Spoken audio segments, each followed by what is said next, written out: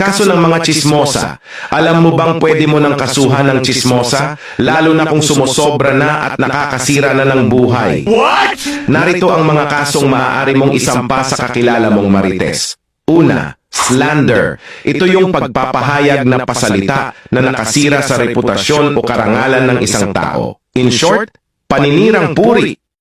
Pangalawa, oral defamation. Ito naman yung maling akusasyon o malisyosong pahayag na pasalita na nakasira ng reputasyon o karangalan ng isang tao o entidad.